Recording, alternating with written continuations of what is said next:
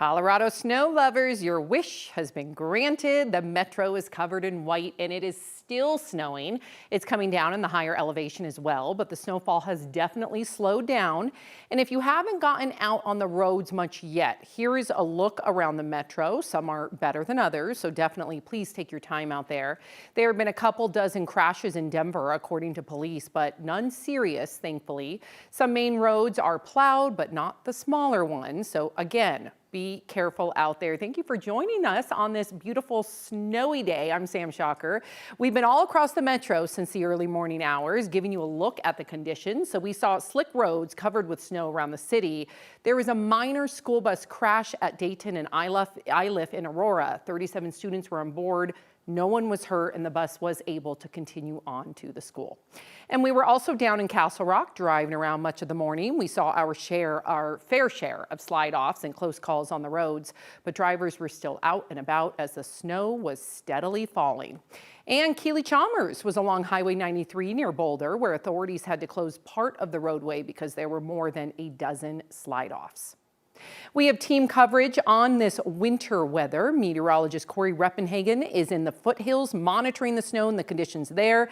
But first, another member of the Weather Impact team. There he is, senior meteorologist Chris Bianchi. Look at you in the backyard with all that snow. Yeah, it's kind of picked up here in the last 15, 20 minutes. Probably the last hurrah of accumulating snow for us across the Denver area. We're getting a little band of that steadier snow right now that will continue for the next couple of minutes, and we'll see maybe an extra inch or so of snow to go before things wrap up over the next little while. But yeah, it's still snowing, and it is our snowiest day for us in Denver since late January, over 10 months ago. Want to go ahead and take a look here at our headlines. Light snow generally through about 6 p.m. Another inch or two to go. We're underneath the band where we probably just picked up a good quarter inch or so of snow within the last few minutes, maybe another half inch or so in the last few minutes. Watch for black ice later on tonight. That'll be the big takeaway in terms of those roads later on this evening. Radar showing generally light snow along north of the Palmer Divide.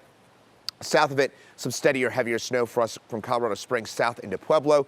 In Denver, we're seeing some of that snow right now. Again, it's mostly on the light side, but seeing some occasional little bands like the one that's over us in Denver right now, producing some locally heavier snowfall.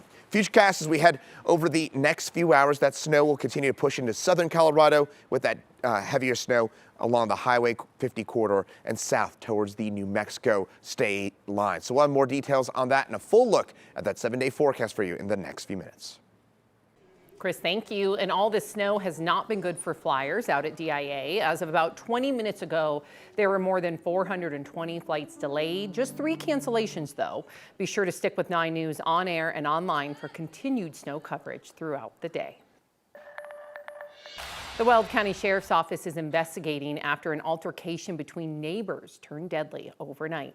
Deputies went to a home south of Greeley around 1 this morning for a report of a shooting.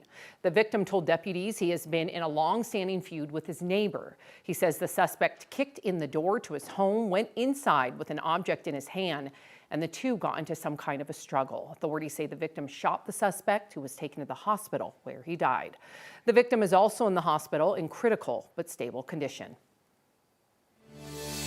The Trump administration is threatening to withhold funding for SNAP funding from Colorado and other states led by Democrats. It's because those states are refusing to provide certain information about people receiving that food assistance. So this all began back in May. That's when the U.S. Department of Agriculture requested every state hand over data, including addresses, social security numbers, and the immigration status of their SNAP recipients. The feds argued it was meant to root out fraud. Colorado and 20 other states refused to hand over the data and instead sued, arguing that the request was illegal. Afterward, a judge prevented the feds from withholding the money. And then today, Agriculture Secretary Brooke Rollins said in a cabinet meeting that despite the order, the Trump administration may do it anyway within days. We have begun and will begin to stop moving federal funds into those states until they comply and they tell us and allow us to partner with them to root out this fraud and to protect the American taxpayer. And after Rollins said that, the USDA clarified that the agency is targeting administrative funding, meaning the cost of running the program, not benefits people receive. Democratic Attorney General Phil Weiser says that the state will seek additional relief in court to ensure that funding continues. Vaccine advisors to the CDC are considering a major change to the childhood vaccine schedule. They could delay a dose of the hepatitis B vaccine that newborns receive by weeks or even years. Health Secretary Robert F. Kennedy Jr. handpicked these vaccine advisors. And earlier this year, Kennedy said giving the hepatitis B vaccine to newborns is motivated by money, not health concerns. But infectious disease experts say it helps prevent an illness that's easy to catch but impossible to cure.